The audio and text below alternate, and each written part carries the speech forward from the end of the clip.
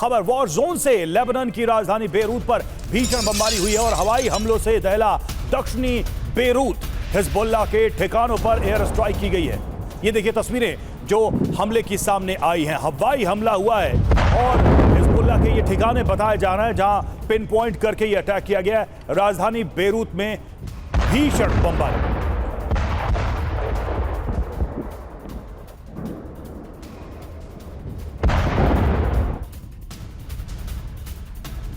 और अगली बड़ी खबर भी आपको बता दें कि कुछ देर पहले बेरूत पर इजराइल का विध्वंसक हमला हुआ है। जी हां, रिहायशी इलाकों में भीषण बमबारी की गई है। हमले के बाद कई इमारतों में आग भी लग गई है। आग बुझाने में जुटी है फायर ब्रिगेड की टीमें, लेकिन आप देखिए कितनी ज्यादा मैसिव एयर स्ट्राइक्स की गई हैं, खासतौर पे बेरूत के इलाके में। और ये आप तस्वीरें देख रहे हैं, थोड़ी देर पहले इजराइल ने एक बार फिर से बड़ी स्ट्राइक्स की हैं और लगातार बड़ी इमारतों में आग इससे लग गई है।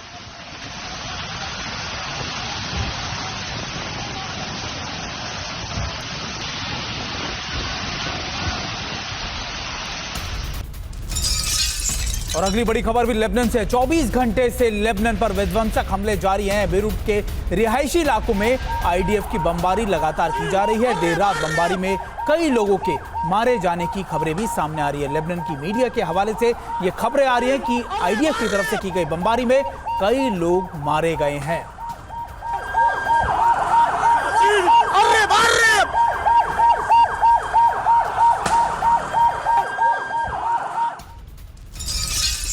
और बेरूत में इजरायली वायु सेना का हमला। जी हां, हिजबुल्लाह की इमारत पर गिराया गया बम। हिजबुल्लाह की इमारत हमले में धराशायी।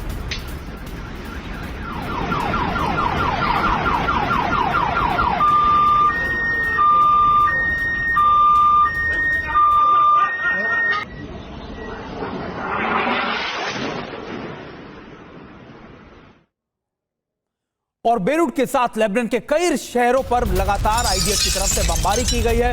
दक्षिणी लेबनान के हदरत शहर पर इजरायली सेना का हमला हुआ है। मिसाइल अटैक में हिज्ब का कमांडर सेंटर भी तबाह कर दिया गया है। इजरायली हमलों में हिजबुल्लाह को भारी नुकसान किया गया है।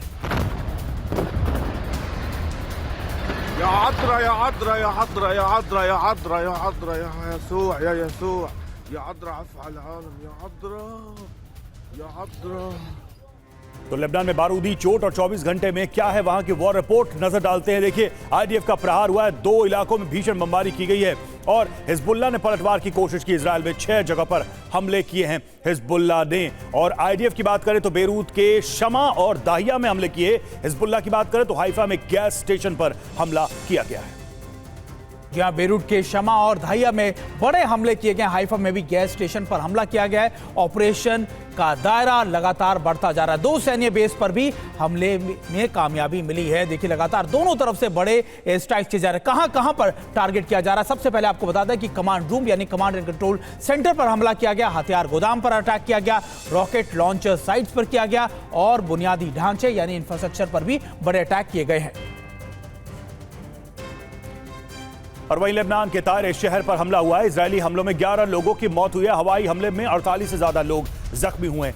एएफपी के हवाले से ये बड़ी जानकारी सामने आ रही है। तो हवाई हमले में 48 से ज्यादा लोग जख्मी हुए हैं, वहीं 11 लोगों की मौत की खबर सामने आ रही है जो इजरायल ने हमले किए हैं लेबनान के ताइर शहर पर।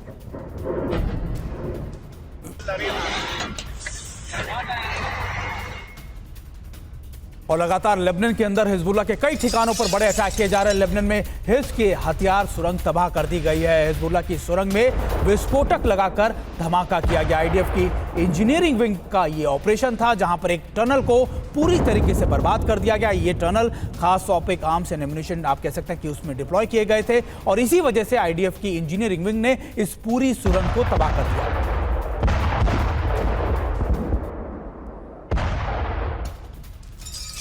और हिजबुल्लाह के खिलाफ बड़े एक्शन में है इजराइल। और हिजबुल्लाह के खिलाफ इजराइल का एक और बड़ा एक्शन देखने को मिला है। हमले में मारा गया है मीडिया चीफ। हिजबुल्लाह का मीडिया चीफ इजराइल ने मारे जाने का दावा किया है। एयर स्ट्राइक में मारा गया है मोहम्मद अफीफ और अफीफ के साथ कई लड़ाकों के मारे जाने की भी खबर सामने आ रही है।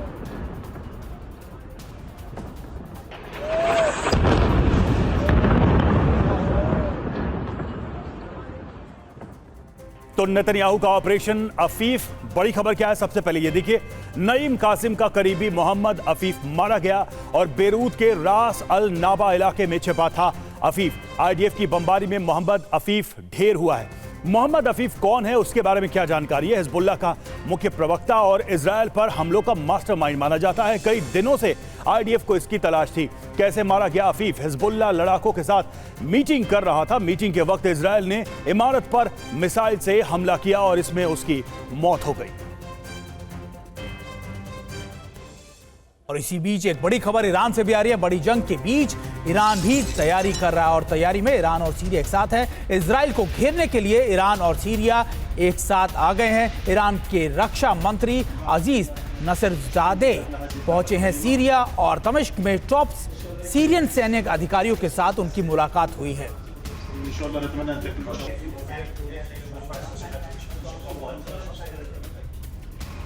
वहीं ये जानकारी सामने आ रही है कि मुस्तफा होंगे ईरान के अगले सुप्रीम लीडर। ईरानी सुप्रीम लीडर खामनेई ने अपने बेटे को सौंपी गद्दी। खामनेई ने बीमारी की वजह से छोड़ा पद।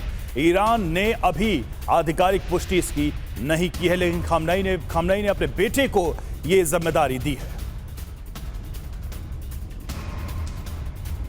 जी हां, तो बदल गया ईरान का सुप्रीम लीडर। क्या है बड़ी जानकारी? अयतुल्ला अल खामनेई गंभीर बीमारी से पीड़ित हैं और खामनेई की गिरती सेहत से ईरान सरकार परेशान है। खामनेई ने मुस्तफा को अपना उत्तराधिकारी बनाया है। 26 सितंबर की बात करें तो खामनेई ने ईरानी असेंबली को सुप्रीम लीडर चुनने को कहा है और 60 सदस्यों की टीम ने सुप्रीम लीडर पर फैसला लिया है। असेंबली ने सर्वसम्मति से मुस्तफा के नाम पर सहमति जताई है और इसलिए यह कहा जा रहा है कि अगला लीडर, सर्वोच्च लीडर ईरान का तय हो गया है। तो ईरान का सुप्रीम लीडर मुस्तफा खामनेई, जरा उनके बारे में भी देख लेते हैं। तो 1959 को ईरान के मशहद शहर में जन्म हुआ था मुस्तफा का और पिता की तरह इस्लामिक मामलों के जानकार माने जाते हैं मुस्तफा। और पहली बार 2009 में दुनिया की नजरों में वो आए थे। ईरान में जारी विरोध प्रदर्शनों को सख्ती से डील करने के लिए जाने जाते हैं और ईरान इराक युद्ध में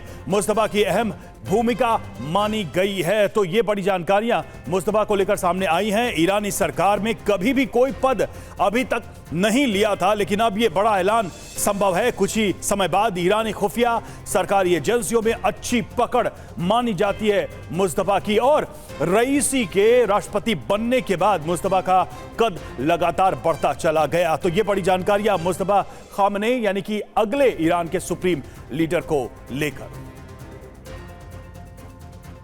और चलिए अब नजर डालते हैं ईरान के सुप्रीम लीडर के चुनाव पर। कैसे होता है चुनाव, कौन चुनता है ईरान का supreme leader? Assembly of experts करती है इसका चयन और असेंबली ऑफ एक्सपर्ट्स ने 86 सदस्य हैं और असेंबली में 2/3 वोट हासिल करना इसके लिए बेहद जरूरी होता है। चुनाव में गार्जियन और काउंसिल की भी बड़ी भूमिका रहती है। गार्जियन काउंसिल ईरानी गवर्नमेंट का एक बॉडी है और खामनेई ने अपने भरोसेमंद को काउंसिल में शामिल किया हुआ है, यानी यही काउंसिल लगातार सुप्रीम लीडर के चयन में बड़ी भागीदारी या फिर बड़ा रोल निभाती है।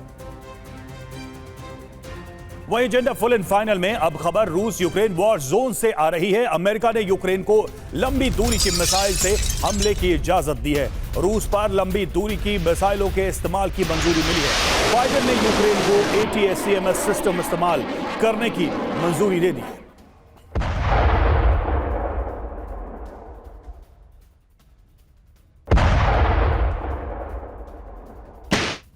और अब खबर दिल्ली NCR से। दिल्ली में खतरनाक स्तर पर पहुंच चुका है प्रदूषण। कई इलाकों में AQI 500 के करीब पहुंच गया। अशोक विहार में AQI 495 और आनंद विहार में 487 AQI पहुंच चुका है, यानी बहुत ज्यादा खतरनाक स्तर पर AQI लेवल दिल्ली NCR के इलाकों तक पहुंच चुका है।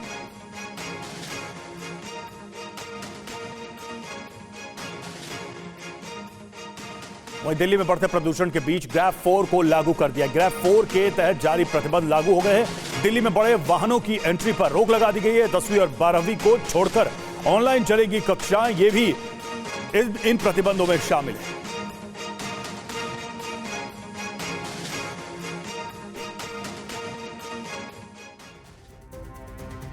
और इसी से जुड़ी एक और बड़ी खबर, एक और चीजें आपको बता दें कि राजधानी दिल्ली में वायु प्रदूषण का स्तर बेहद गंभीर श्रेणी में पहुंच चुका है। प्रदूषण के बढ़ते स्तर को देखते हुए केंद्र सरकार की समिति ने बड़ा फैसला लिया है। सरकार ने आज सुबह 8 बजे से ग्रैब 4 लागू करने का फैसला किया है। दिल्ली में ग्रैब 4 लागू होने के बाद जरूरी वस्तुएं ले जाने वाले आवश्यक सेवाओं से जुड़े सभी सीएनजी और इलेक्ट्रिक ट्रकों को छोड़कर बाकी ट्रकों की एंट्री पर पूरी तरीके से रोक रहेगी। इसके अलावा दिल्ली में रजिस्टर्ड डीजल गाड़ियां और मध्य और भारी माल वाहकों के चलने पर भी प्रतिबंध लगाया गया है। और ग्रैब का स्टेज 4 लागू होने की वजह से दिल्ली में 10वीं और 12वीं की कक्षाओं के अलावा सभी फिजिकल क्लासेस को पूरी तरीके से बंद किया गया है। अब ये क्लासेस ऑनलाइन ही चलेंगी। वहीं सुप्रीम कोर्ट दिल्ली एनसीआर में प्रदूषण पर लगाम लगाने के उपायों को लागू करने का अनुरोध करने वाली याचिका पर आज सुनवाई भी करेगा।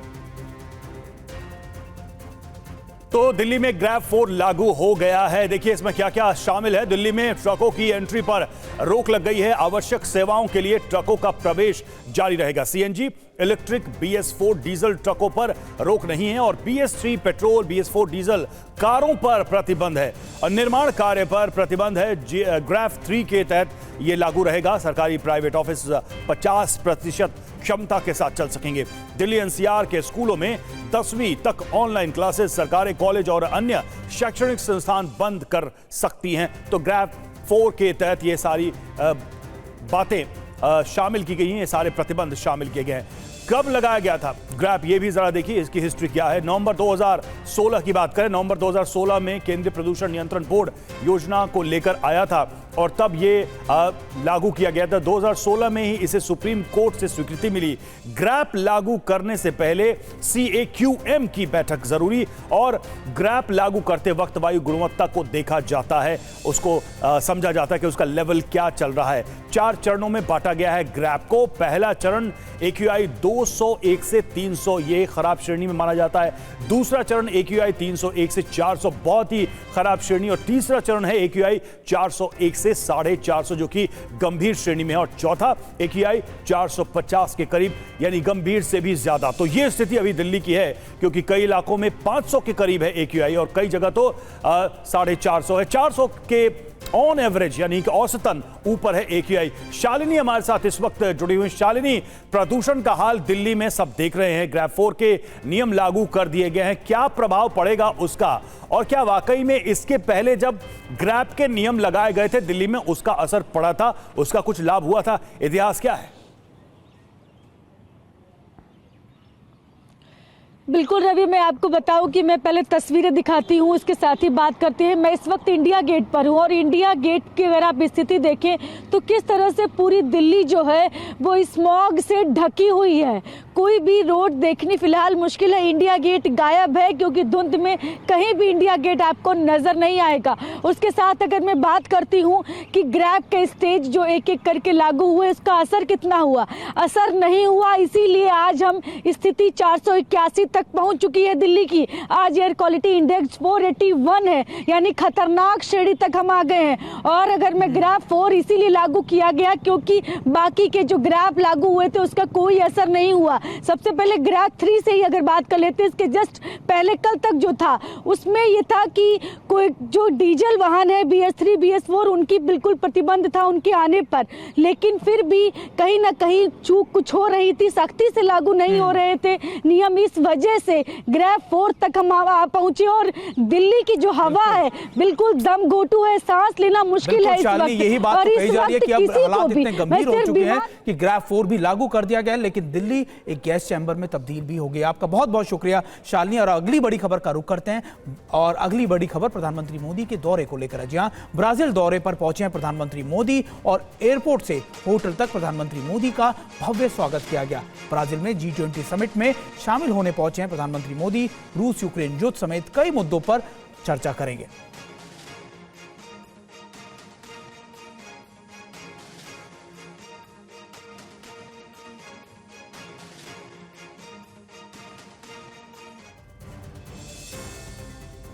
और ब्राजील के रियो डी जेनेरियो में आयोजित 2 दिवसीय G20 शिखर सम्मेलन में भाग लेने वाले नेताओं में पीएम मोदी, अमेरिकी राष्ट्रपति जो बाइडेन और चीन के राष्ट्रपति शी जिनपिंग समेत कई सदस्य देशों के राष्ट्राध्यक्ष शामिल हो रहे हैं।